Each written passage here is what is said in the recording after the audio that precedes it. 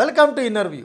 ఇన్నర్వ్యూలో ఈ వారం గెస్ట్ రాష్ట్ర బీజేపీ అధ్యక్షులు ఎన్ రామచంద్రరావు గారు.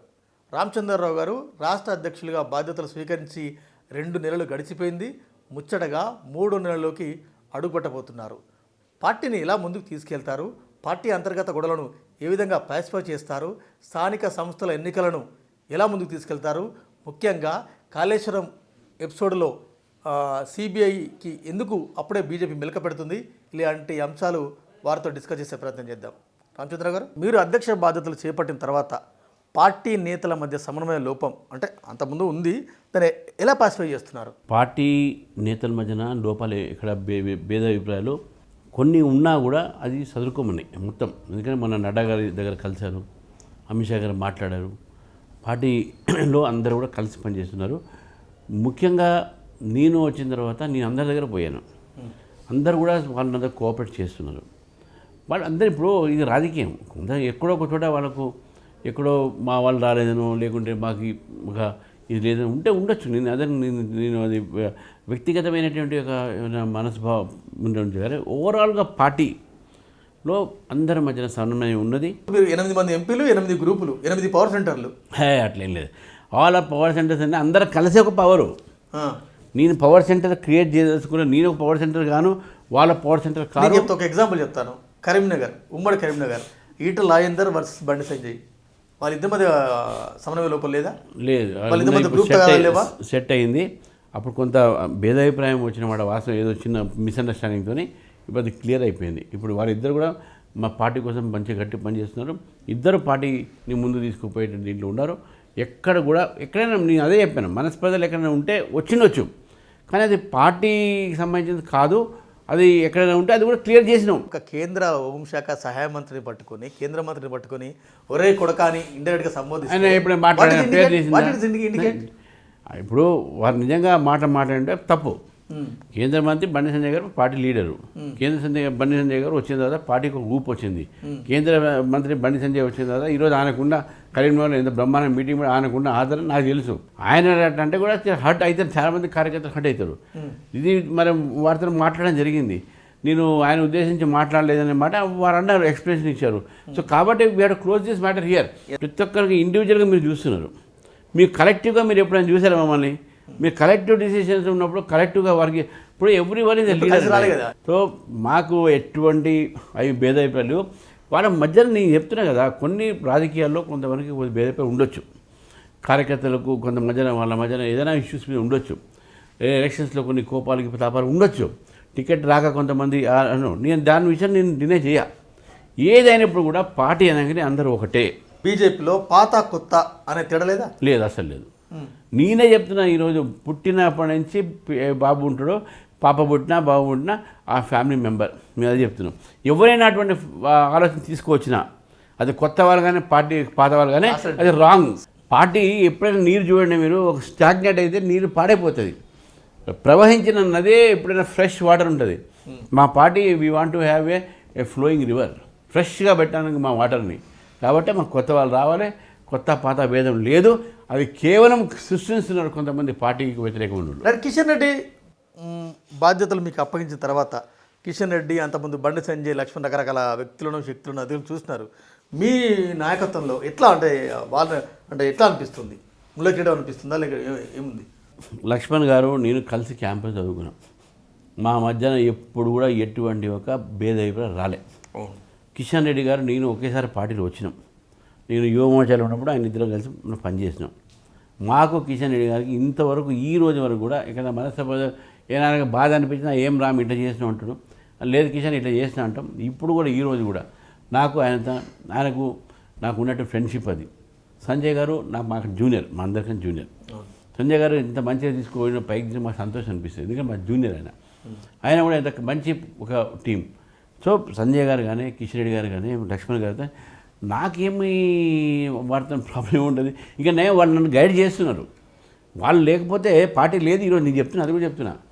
వాళ్ళ చేయబట్టే ఈరోజు పార్టీ ఇంత నిర్మాణం అయింది. మీరు మనం గుర్తించాలి. వాళ్ళ కాంట్రిబ్యూషన్ ఉన్నది. ఈరోజు నేను వచ్చినా అంటే ఈరోజు నా బలంతో రాలేదు.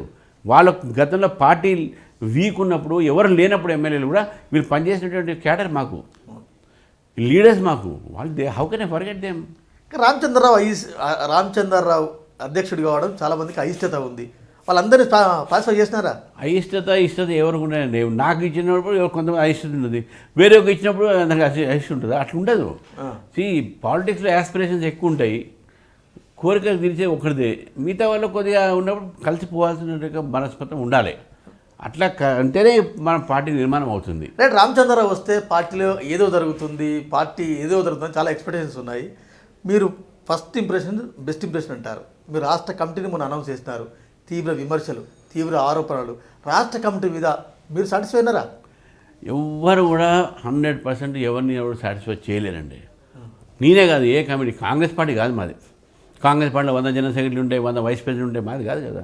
మాది వర్కింగ్ ఒక టీం ఉంటుంది. ఆ వర్కింగ్ టీంలో 10 మంది అడుగుతారు, ఒకరికి వస్తుంది. న్యాచురల్గా 9 మంది కొంచెం నిరుత్సాహం ఉంటుంది, డిసప్పాయింట్మెంట్ ఉంటుంది. కానీ వాళ్ళు పార్టీలో పనిచేస్తారు, పార్టీ కోసం ఉంటారు. వాళ్ళకి వేరే బాధ్యతలు ఇస్తాం. ఇవన్నీ విమర్శలు ఇవన్నీ కూడా బయట ప్రచారాలు మాత్రమే. ఈరోజు నేను చెప్తా ఉన్నాను, ఎవ్వరు కూడా అన్హ్యాపీ లేరు. రానోడు కూడా అన్న మాకు వేరే ఏదైనా ఏం అడుగుతున్నారు పార్టీ కోసం పనిచేయడానికి. అంతేగాని ఇదంతా కూడా పైన సృష్టించిన మాటలు ఇవన్నీ. రామచంద్ర గారు, తెలంగాణ రాష్ట్రంలో 33 జిల్లాలు, 38 మాకున్న ఆర్గనైజేషన్, మీ ఆర్గనైజేషన్ చూస్తే 38 జిల్లాల సమాహారం తెలంగాణ రాష్ట్ర బీజేపీ. ఎన్ని జిల్లాలకు ప్రాతినిధ్యం కల్పించారు? మీరు ఎన్ని పదవులు ఉన్నాయి మాకు? ముందు అది చెప్పండి. మీరు మాకు ఎన్ని పదవులు ఉన్నాయి? ఈ మెయిన్ టీంలో 20లో 38 జిల్లాలు నేను అడ్జస్ట్ చేయగలుగుతానా పార్టీకు? పిండి తగ్గట్టు ఉంటాయి కదా. ఉమ్మడి జిల్లా వరకు చేసాము. ఒక వరంగల్ జిల్లా, అది కూడా ఇవాళ రేపట్లో కొన్ని అయిపోతాయి. దాంట్లో అన్ని జిల్లాల పాత జిల్లాలకు ఉమ్మడి జిల్లాలకు ఇచ్చినాము. తర్వాత ఎక్కడైతే పార్టీ కాన్సన్ట్రేషన్ ఉన్నదో, హైదరాబాద్ సిటీ చుట్టుపక్కల 46 కాన్స్టిట్యూన్సీస్ ఉన్నాయి ఇక్కడ మొత్తం. 46 కొద్దిగా ఎక్కువ ఇస్తాం ఇక్కడ దాంట్లో. అంతేగానే అదేదో ఎవరి కోసం ఎక్కువ మీరు అనౌన్స్ చేస్తున్న రాష్ట్ర కమిటీ అది సికింద్రాబాద్ కమిటీ అంటున్నారు. అన్నారు ఎవరు రాష్ట్రం అందరూ, చాలామంది వేరే రకంగా వాళ్ళని కూడా అన్నారు. ఒక వ్యక్తి ఒక ప్రెసిడెంట్ గెలిచినా, లేకుంటే ఎమ్మెల్యేగా ఎలక్ట్ అయినా, ఇంకేదైనా వాళ్ళకి అదే మార్క్ ఉంటుంది. అది దాన్ని చెప్పినంత మాత్రాన అది కరెక్ట్ అయింది కాదు. అది ఇది స్టేట్ టీము, స్టేట్ లీడర్షిప్ చేసినది. దీనికి నడ్డాగారు ఆమోద ముద్ర వేసిండో. ఇది ఒక్కరిని నిర్ణయం చేసినది కాదు. ఇది పార్టీ అంతా కలిసి సమగ్ర పార్టీలో ఓపెన్ చర్చ. కిషన్ రెడ్డి పేర్లు పంపితే దాన్ని రామచంద్రరావు ఎండార్ చేసినాడు, నిజమైంది? వాళ్ళు పంపించి చూపెట్టమని చెప్పండి. అటువంటిది ఏం ఉండదండి మా పార్టీలో. ఎవరు పేర్లు పంపారు, ఎవరు పేర్లు అనే దాని పేరుకు మనం అంటే సెలెక్ట్ చేసేటటువంటి వ్యక్తులకు ఒక ప్రాతిపదిక ఉంటుంది. ఇప్పుడు 60% కొత్త వాళ్ళు రావాలి, 40% పాత వాళ్ళు ఉండాలి. ఇది 10 ఏళ్ళు పనిచేసిన వాళ్ళని కొద్దిగా వేరే బాధ్యతలు పంపించండి అట్లా ఉంటుంది. అవన్నీ చూసుకొని చేస్తాం మనం. కాసం వెంకటేశ్వర్లు ఒక 2-3 తప్ప పాత వాళ్ళు ఎక్కడ దాంట్లో లాంటి వేరే బాధ్యత. ఇది ఒకటే నా బాధ్యత. సో మీరు గుర్తుపెట్టుకోవాల్సింది ఏంటంటే, పార్టీలో 650 పోస్టులు ఉన్నాయి. ఇది ఒకటే 20 మంది ఫైనల్ కాదు కదా. మీకు మోర్చా కమిటీ పడుతుంది కదా. తర్వాత ఆల్ ఇండియా కమిటీస్ ఉన్నాయి కదా. కిసాన్ మోర్చాలో లోకల్ కమిటీ ఉంటుంది, ఆల్ ఇండియా మోర్చా ఉంటుంది. యువ మోర్చాలో లోకల్ ఉంటుంది, ఆల్ ఇండియా ఉంటుంది. ఇవన్నీ కూడా ఉన్నాయి కదా, పోస్టులు ఉన్నాయి కదా. తర్వాత మీకు చాలా వరకు నాన్ ఆఫీషియల్ డైరెక్టర్స్ ఉంటారు, ఎన్ఓడీస్. రామచంద్ర గారు, కాంగ్రెస్ బీఆర్ఎస్ని మీరు వారసత్వ పార్టీలు, కుటుంబ పార్టీలు అంటారు. మీరు మొన్న అనౌన్స్ చేసిన రామచంద్రరావు నేతృత్వం కమిటీ ఏం చెప్తోంది? వారసత్వ రాజకీయాలకే పెద్దపీట వేసింది. తండ్రులు సూచిస్తే కొడుకులకు మీరు ఏం లేదండి. అంటే వాళ్ళ పిల్లలు ఆ పార్టీకి రాకూడదా? నేను ఒక మాట చెప్తున్నాను. కానీ వాళ్ళు నడపట్లే కదా పార్టీ. ఇప్పుడు వారసత్వ రాజకీయాలకు దీనికి సపరేట్ డిఫరెన్స్ ఉన్నది. వారసత్వ రాజకీయం ఎట్లా వస్తుందంటే, పార్టీనే వాళ్ళది, వాళ్ళ కుటుంబమే నడపాలి, వాళ్ళ కుటుంబమే ముందు తీసుకుపోవాలి, వాళ్ళు చెప్పిందే శాసనం. అది ఇక అట్లా కాదు. కార్యకర్తగా పనిచేసి మొత్తం వదులుకొని, జీతాలు ఉద్యోగాలు వదులుకొని, పార్టీలో ప్రజల్లో తిరిగి పార్టీ కోసం అహోరాత్రులు పనిచేసిన మనకి ఇచ్చినాం. పార్టీ వాళ్ళ తాతను వాళ్ళ నాన్న ఇచ్చినటువంటి పార్టీకి నడుపుతున్నాడు కాదు కదా. కార్యకర్తగా పనిచేసినటువంటి వ్యక్తులు. పార్టీ ఎవరు కుటుంబ వ్యవస్థ? కేసీఆర్ గారి కుటుంబ వ్యవస్థ. మీరు చెప్పండి, అఖిలేష్ యాదవ్ కుటుంబ వ్యవస్థ. మీరు రాహుల్ గాంధీ కాంగ్రెస్ పార్టీ వాళ్ళ కుటుంబ వ్యవస్థ. కానీ బీజేపీ అంటే కాదు, బీజేపీ కార్యకర్తల వ్యవస్థ. బీజేపీ రేపు నా కొడుకు పార్టీలో వస్తా అంటే నేను వద్దంటనా? లేకుంటే ఇంకా 2 పిల్లలు వస్తా అంటే వద్దామంటావా? వాళ్ళ ఇంట్రెస్ట్ బట్టి ఉంటుంది. అందరూ ఇప్పుడు మా కొడుకైతే లేడు, కిషన్ రెడ్డి గారి పిల్లలు లేరు, లక్ష్మణ్ గారి పిల్లలు లేరు, ఎవరికైతే ఇంట్రెస్ట్ వాళ్ళు వచ్చి ఉంటారు. అంటే వాళ్ళ మనం డెమోక్రసీ అండి. రైట్. పార్టీలో మీ వెనకాల కిషన్ రెడ్డి ఉండి నడిపిస్తున్నాడు, బండి సంజయ్ తెర వెనుక ఉండి నడిపిస్తున్నాడు మిమ్మల్ని, మీరు రబ్బర్ స్టాంప్. ఎందుకు వస్తుంది ఈ ఆరోపణలు? వాళ్ళిద్దరు నన్ను నడిపిస్తుంటే నాకు సంతోషమే. మనం మా పార్టీ లీడర్లు అండి, ఇద్దరు మా పార్టీ లీడర్స్, తప్పేముంది? కానీ ఒక అధ్యక్షుడిగా స్వయం ప్రతిపత్తి హోదా ఉంటుంది కదా. అవును, ఎప్పుడైనా అది నేను కోల్పోయి కూడా అడగాలి. వాళ్ళిద్దరు నన్ను నడుపుతానే సంతోషం, నాకు సంతోషం. అది ఎవరు వద్దన్నా కాదన్నా దే ఆర్ మై లీడర్స్.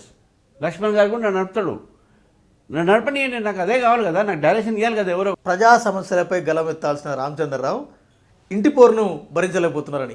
అసలు మాకు ఇంటే పోరలేదు సార్, మాకంతా ప్రజా సమస్య మీదనే పోరాటము.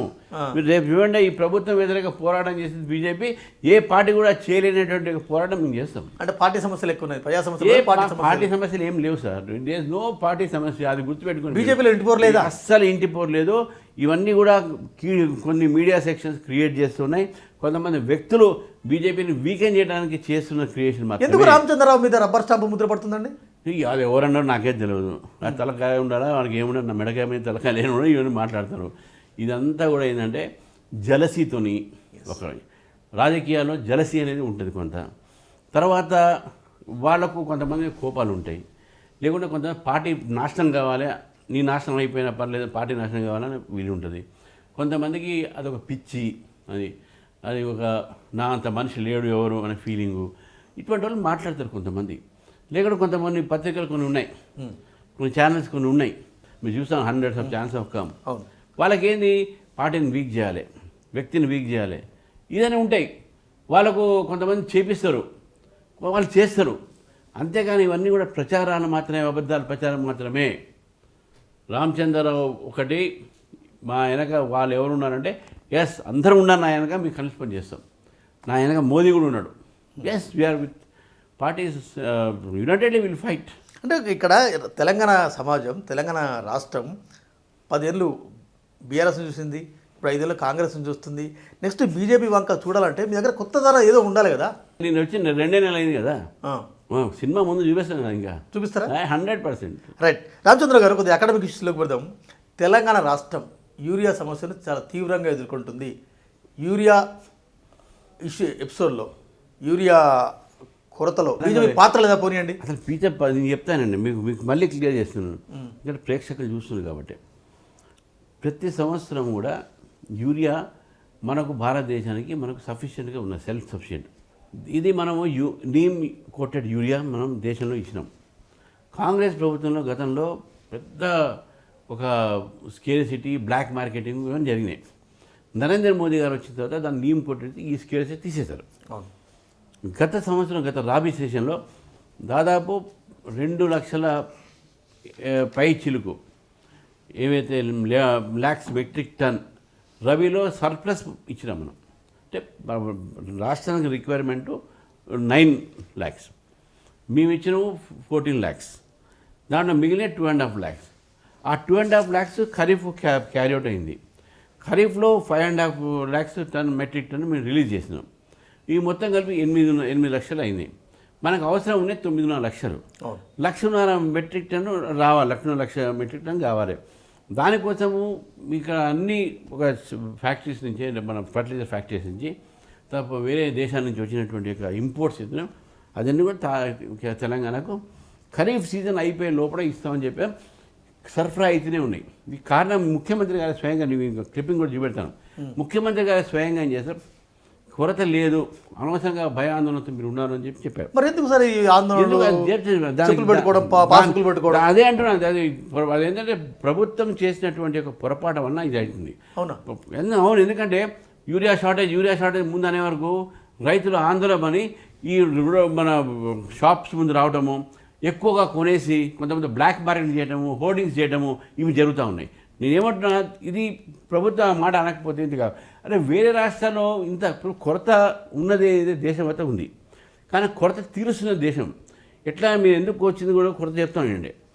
ఇరాన్ ఇజ్రాయెల్ యుద్ధం వల్ల మనకు చబరియా పోర్ట్ నుంచి రావాల్సినటువంటి ఒక ఏదైతే ఆగింది. రెడ్ సీలో క్రైసిస్ ఉంది, రెడ్ సీలో అక్కడ కూడా సంబంధించిన అక్కడి నుంచి రావాలంటే మనకు అక్కడి నుంచి రాలే. మనకు రావాలి రష్యా యుక్రెయిన్ వారు కూడా ఈరోజు మనకు కారణం. ఇన్ని దేశాల నుంచి మనం ఇంపోర్ట్ చేసుకుంటాం. కాదు సార్, ఇప్పుడు యూరియా వినండి సార్, ఇంపోర్ట్ చేసుకుంటాం. ఇంపోర్ట్ మనం చేసుకునే పరిస్థితులు ఇప్పుడు డిలే అవుతున్నా కూడా భారత ప్రభుత్వం ఉన్న లోకల్ మార్కెట్ యూరియా కొరత అప్రిషియేట్ చేయాలి కదా. యూరియా కొరతకి రష్యా ఉక్రెయిన్ యుద్ధం రకరకాల కారణాలు ఉన్నాయి. అది ఓపెన్ కదా, ఓపెన్ సీక్రెట్ కదా యూరియా కొరత. అయినా కూడా మేము యూరియా ఇస్తున్నాం మేము అనేది అదే. ఇన్ని క్రైసిస్ ఉన్నా కూడా ఎక్కడ కూడా భారత ప్రభుత్వము ఫార్మర్స్కు యూరియా షార్టేజ్ క్రియేట్ చేయకుండా సప్లై చేస్తారు. జనవరిలో పెట్టినారు, తుమ్మలాశ్వరం ఫిబ్రవరిలో పెట్టినారు, మార్చిలో పెట్టినారు. తప్పుడు తడకాలి సార్ అవన్నీ. అది తప్పు తడకాలి, అసలు రాంగ్. నేను చెప్తే ఛాలెంజ్ చేశాను, నేనే ఛాలెంజ్ చేశాను. ఇప్పుడు యూరియా ఉందా? మొత్తం యూరియా ఉన్నది 100%. వాళ్ళ గవర్నమెంట్ దాని మీద ఎంక్వైరీ పెట్టాలి. ఎవరు తీసుకుపోతున్నారు, ఎక్కడ దాస్తున్నారు, ఎవరు బ్లాక్ మార్కెటింగ్. ఇది పొరపాటు మొత్తం కూడా కాంగ్రెస్ పార్టీదే. బీఆర్ఎస్ పార్టీ అయితే పోయింది, దాని మీద మనం ఎందుకు మాట్లాడగానే బీఆర్ఎస్ పార్టీ మాట్లాడే దాని మీద వాల్యూ లేదు.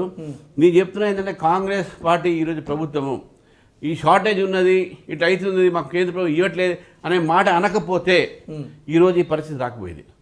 ఫార్మర్స్ భయపడి వాళ్ళు ఇవ్వలేదు అంటున్నారు. తప్ప 100% తప్పు. మేము ఇస్తున్నాము. రామచంద్రరావు గారు తుమ్మలాశ్వరం ఢిల్లీలో అడ్డేస్తున్నాడు. రాష్ట్ర ముఖ్యమంత్రి రేవంత్ రెడ్డి ఢిల్లీకి పోయినాడు యూరియా కోసం. యూరియా షార్టేజ్ లేదు, అనవసరంగా భయానందంతో అందరు క్యూలు పెడుతున్నారు, చెప్పులు పెట్టుకుంటున్నారు, ఇది తప్పు అని ముఖ్యమంత్రి గారు అన్నారు సార్. అది నేను కాదు అన్నది. మీరు ముఖ్యమంత్రి గారిని అడగనే పోయి ఈ మాట అన్నారా లేదా అనేది. మీరు స్పష్టంగా ఈ క్లిప్పింగ్స్ ఉన్నాయి, మీకు చూపెడతాను మీకు కావాలంటే. ముఖ్యమంత్రి అన్నారు ఇంకా రావాల్సిన కోట రావట్లేదు అని నేను కూడా అంటాను కదా. టైం ఉంది కదా మాకు. ఇప్పుడు టైం కన్నా ముందే అవి మొత్తం రాలంటే ఎట్లయితుంది? మీకు అక్టోబర్ దాకా మీకు ఖరీఫ్ సీజన్ ఉన్నది. ఇప్పుడు మనకు ఉంది కదా, సీజన్ ఉంది కదా. మీరు సీజన్ కన్నా ముందే కోడి కూర్చా అంటే ఎట్లయితుంది? రైట్. అంటే యూరియా విషయంలో బీజేపీ పాత్ర లేదు. యూరియా కొరత అంటే కూడా mismanagement of the state government. Right. BJP BC రిజర్వేషన్లో ఎందుకు అడ్డుకుంటుంది? ఎవరు అడ్డుకుంటున్నారు? బీజేపీ అడ్డుకోవట్లేదు. ఎక్కడ అడ్డుకుని చెప్పండి, ఎక్కడ చెప్పండి మీరు. కేంద్రంలో బిల్లు ఎందుకు పెండింగ్ ఉన్నది? కేంద్రంలో బిల్లు ఎందుకు పెండింగ్ ఉంటుంది నాకు అర్థం కాదు. మీరు చేస్తుంది రాష్ట్రపతి దగ్గర బిల్లు దగ్గర అవసరం. గవర్నర్ గారు అక్కడికి పంపినారు. ఇది రాంగ్. వీళ్ళు ఏదో మమ్మల్ని నిరీక్షించే ప్రయత్నం చేశారు. కానీ నేను ఫస్ట్ నుంచి చెప్తున్నా, నేను ఢిల్లీ ప్రెస్ కాన్ఫరెన్స్ చెప్పినా, ఇప్పుడు చెప్తున్నా, మీరు 42% రిజర్వేషన్ ఇవ్వాలంటే గ్రామ పంచాయతీ యాక్ట్ని సవరణ చేయాలి. చేసినారు. అది ఎప్పుడు చేసిరో? నేను చెప్పిన తర్వాత మొన్న చేసిరో. అంతకుముందు ఎందుకు చేయలే? ఇప్పుడు మన గవర్నర్ దాన్ని ఆమోదిస్తే నోటిఫై అయిపోతుంది. చెప్పండి గవర్నర్ గారికి. ఇస్తారు. 2 నెలలు టైం ఉంటుంది వాళ్ళగా. వాళ్ళు ఇప్పించే. మొన్న నిన్న ఏదో మున్సిపాలిటీ మీద చేశారు. ఒక్కొక్కటి చేస్తారు. అది చేసినప్పుడు ఆల్రెడీ 50-60 బిల్స్ ఉంటాయి. ఒక్కొక్క బిల్ క్లియర్ చేస్తారు. మీరు నోటిఫై చేయండి. కేంద్రం మీద ఎందుకు ఇన్వాల్వ్ చేస్తారు? 42% రిజర్వేషన్లను బీజేపీ అడ్డుకుంటుందని రేపు చెప్తారు.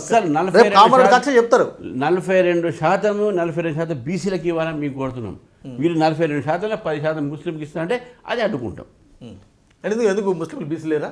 ముస్లిం బీసీలు వాళ్ళకి వేరే రిజర్వేషన్ ఉన్నాయి కదా. బీసీ ఉంది కదా. అరే బీసీలో భాగమే సార్ అది. లేదు సార్, అడ్వకేట్ న్యాయవాది మీరు. తప్పు. బీసీఈ దేనికి ఇచ్చారు చెప్పండి? BCE is a category of Muslims for education and employment. BCE category దాంట్లో పెడుతున్నారు. బీసీ రిజర్వేషన్లను బీజేపీ అడ్డుకుంటుందని మరొకసారి కామారెడ్డిలో వాళ్ళు మీటింగ్ పెడుతున్నారు. ఏం చెప్తారు?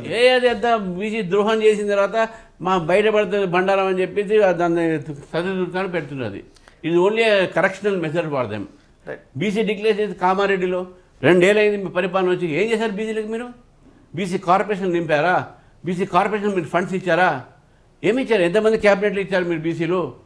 అదంతా కప్పుకోవడానికి ఇదంతా ఏదో దాని ఏమంటారు డ్యామేజ్ కంట్రోల్ మీటింగ్ అది.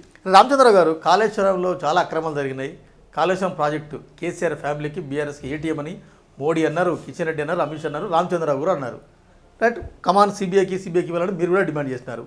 ఇవాళ రాష్ట్ర ప్రభుత్వం ఇచ్చిన మరుక్షణంలో రామచంద్రరావు మాట మారుతాడు. మొత్తం ప్రాజెక్ట్ మొత్తం ఇవ్వండి, ఆ 3 కాదని. ఏది ఎందుకు మెలిక? కాళేశ్వరం ఎందుకు మెలిక? ఏటీఎం ప్రాజెక్ట్ ఎవరు ఇవ్వాలి? ఏటీఎం అని అన్నది మేమే కదా. మీరు అన్నారు.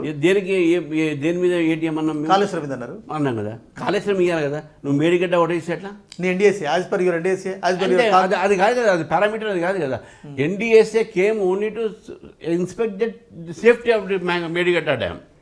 అది బ్రీచ్ కానీ కన్స్ట్రక్షన్స్లో లోపాలు కానీ అక్కడ ఉన్న డ్యామేజ్ జరిగింది. దాని మీదనే ఎన్డీసీఎస్ వచ్చింది. మెయిన్ కాళేశ్వరం డ్యామ్లో కన్స్ట్రక్షన్స్ ఎవరు చేశారు? కాంట్రాక్టర్లు ఎవరు? కాంట్రాక్టర్ దగ్గర ఎవరెవరికి ఎంత కిక్ బ్యాక్స్ పోయినాయి, వీటి మీద ఎంక్వైరీ జరగాలి కదా, అది నేను చేయమంటుంది మేము. అవును సార్, సిబిఐకి అర్థమైంది టర్మ్స్ ఆఫ్ రిఫరెన్స్ అని ఉంటుంది. గవర్నమెంట్ ఏ టర్మ్స్ ఆఫ్ రిఫరెన్స్ పంపిస్తుందో దాని మీద చేస్తారు. కాదు సిబిఐకి ఇచ్చిన అర్థం ఓవరాల్ చేయరా, సిబిఐకి బాధ్యత అదే నేను అంటున్నాను. టర్మ్స్ ఆఫ్ రిఫరెన్స్ వీళ్ళు ఏం పెట్టారు దాంట్లో, అది మేము చూసాం కాబట్టి చెప్తున్నాం. అందుకని మొత్తం మేమేం చెప్తున్నాం మనం. టర్మ్స్ ఆఫ్ వీళ్ళు గవర్నమెంట్ జియో తీసి ఆ లెటర్ వీళ్ళు సిబిఐకి రాశారు, మీరు చూసారా లేదా? ఆ సిబిఐ లెటర్లో it should enquiry the entire project అని మొత్తం రాయలేదు దాంట్లో.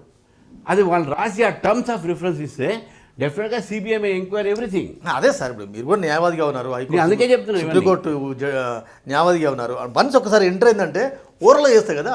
ఓవరాల్గా చేస్తారా చేయరా ఎవరు తెలుసు సార్? మీరు స్కోప్ ఇచ్చారు కదా, ఒకటే స్కోప్ ఇచ్చారు.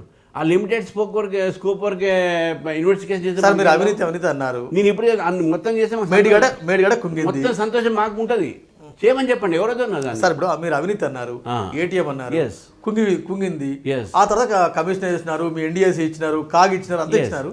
ఓవరాల్గా బీజేపీ అంటే సిబిఐ మళ్ళీ ఓవరాల్ ఇవ్వాలి ఎందుకు డిమాండ్ చేస్తుంది? ఎవరు అట్లే కాదు, మీరు చెప్పిన మీ పాయల్ శంకర్ అన్నారు, మీరు అన్నారు.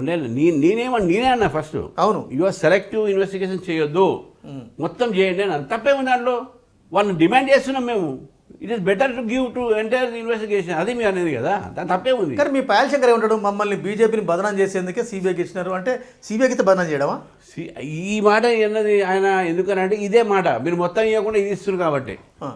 మళ్ళీ మీద అట్లా అంటారు. లేదు ఒకసారి వస్తే మొత్తం ఎంక్వైరీ అవుతుంది కదా. వెంకట్ గారు చాలా క్లారిటీ మళ్ళీ చెప్తున్నాను మీకు. నీ మొత్తం ప్రాజెక్టు చేస్తే సంతోషపడతాను, కానీ వీళ్ళు మొత్తం ప్రాజెక్టుకి ఇవ్వలేదు, కేవలం ఒక పార్ట్ మాత్రమే ఇచ్చారు. మొత్తం ప్రాజెక్ట్ చేస్తే మాకు సంతోషమే కదా. మీరు ఏంటి ఆ 3 బేళ్ళ కాకుండా మల్లన్న సాగర్ అండి, రంగనాథ సాగర్ అండి, కొండపోచమ్మ సాగర్ అండి. నేను చేయడం లెటర్ రాసింది state government, PC Ghosh commission పెట్టింది స్టేట్ గవర్నమెంట్.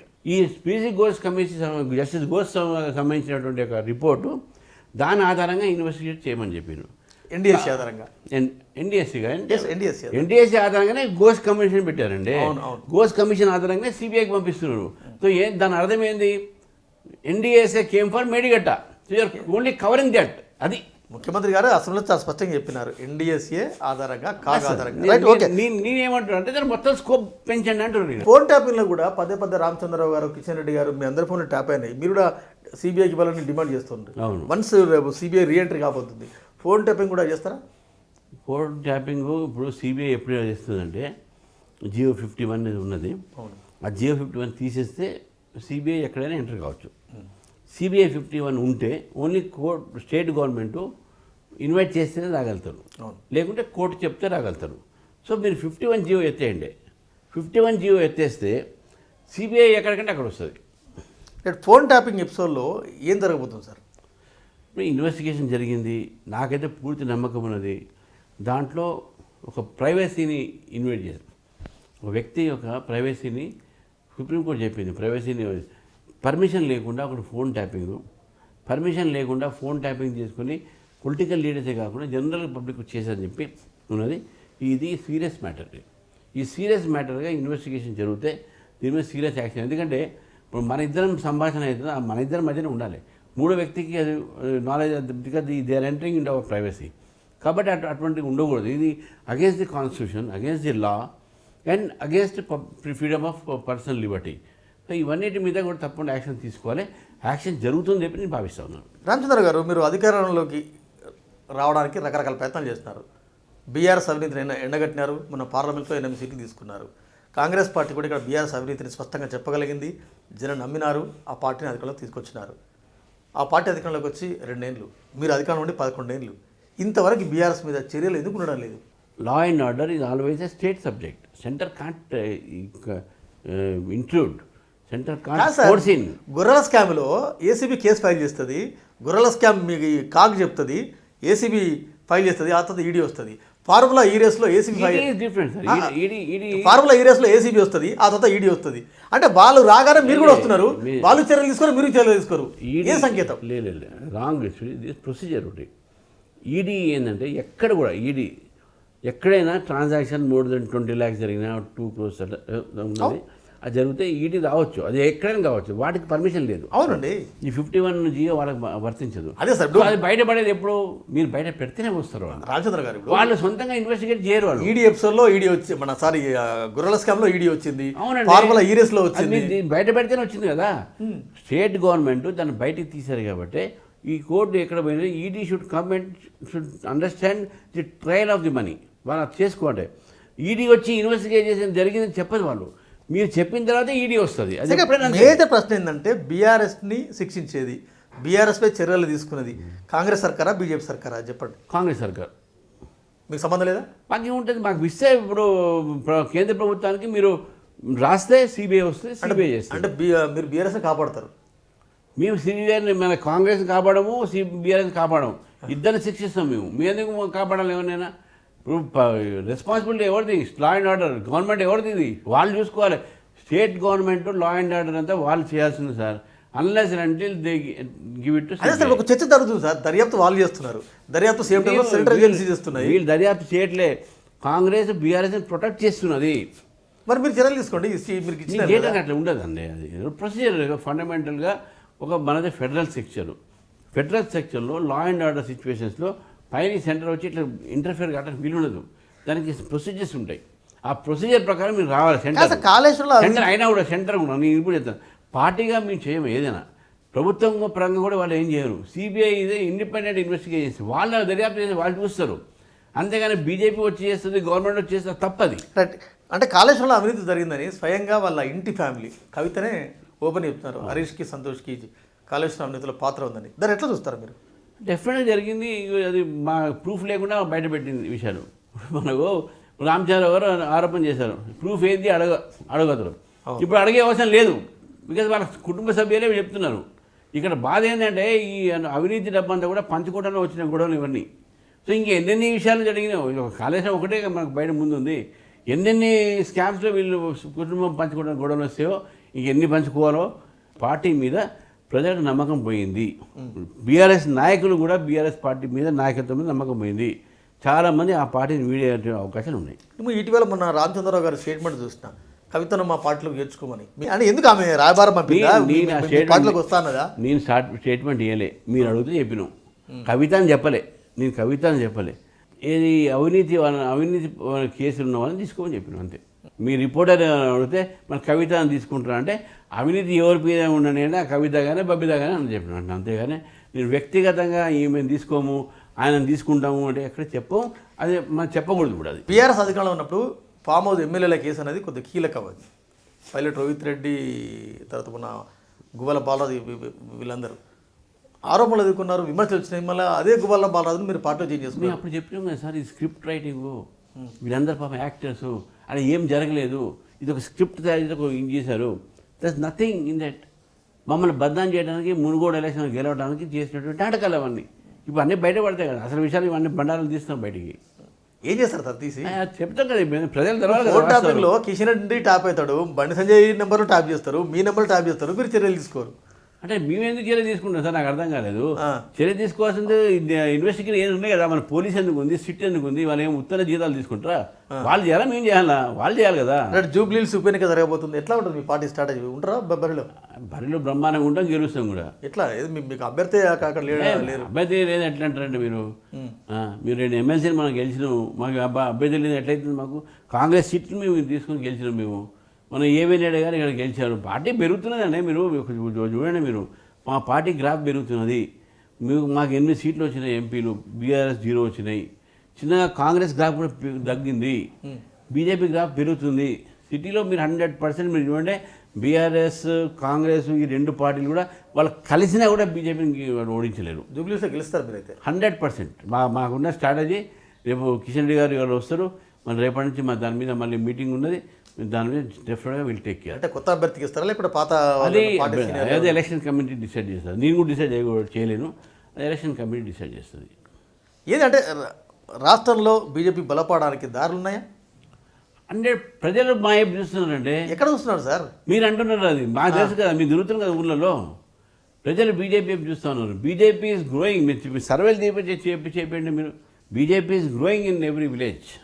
మా దగ్గర కొత్త వాళ్ళు చేరుతున్నారు, యువత చేరుతున్నది, యువత ముందుకు వస్తున్నారు.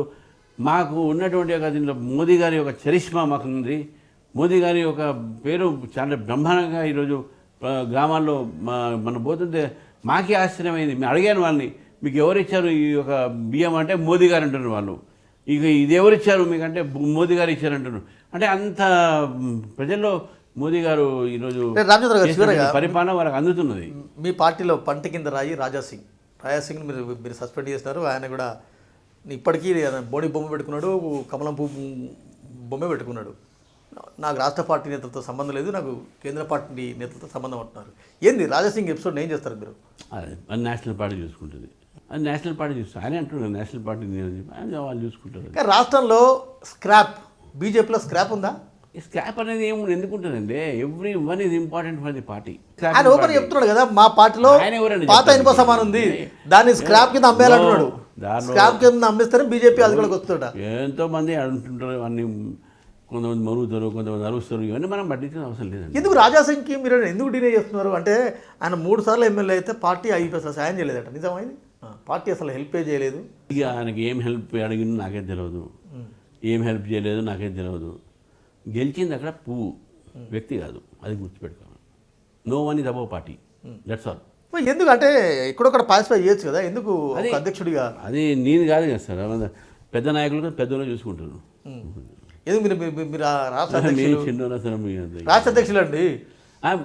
ఎవరి దృష్టిలో ఏమన్నా మాకు తెలియదు కదా. అందుకే అంటున్నాడు ఆయన. ఇప్పుడు ఆయన ఏమంటున్నాడు, కిషన్ రెడ్డికి పప్పెట్గా మారిపోయిన ఆరోపణ చేస్తుంది. నీ సంతోషమే దానికి. కిషన్ రెడ్డి ఆయన పాకిస్తాన్ ఆయన మా పార్టీ లీడర్ అండి. కొలీగ్ కాదు, నా లీడర్ కూడా ఆయన. మళ్ళీ నాకేం ఇది సిగ్గు కూడా అనిపించదు, నా తప్పు కూడా ఏమనిపించదు. Is my friend, is my leader. Ramachandra వచ్చిన తర్వాత చేరికలు విపరీతంగా బ్రహ్మాండంగా ఉంటారు. చేరికలు ఎంకరేజ్ చేస్తున్నారా? నిన్న కూడా లోక్సత్తాలో సగం మంది జాయిన్ అయినా మా పార్టీలో. గువ్వల బాలరాజు తర్వాత గురువత మన కృష్ణమోహన్ గారు చైర్మన్. ప్రతిరోజు చేర్చుకోం కదా. ఇంక చాలామంది లైన్లు ఉన్నారు. ఇప్పుడు మీ ముందే అని చెప్పిన సినిమా ముందు చూపిస్తాను ఉంటుందా? లోకల్ బాడీ ఎలక్షన్స్ వస్తున్నాయి, బీజేపీ ఏం చెప్పి స్థానిక సంస్థల ఓట్లు అడుగుతుంది? అంటే ఇప్పుడు సార్ స్థానిక ఎన్నికల్లో భారతీయ జనతా పార్టీకే నైతిక అధికారం ఉంది ఓట్లాడడానికి. ఎందుకుంటుంది సార్? మీరు మొత్తం కేంద్రమే చూస్తుందని. ఏ స్కీమ్ అయినా ఈరోజు గ్రామీణ ప్రాంతంలో కేంద్ర స్కీమ్ పోతున్నది.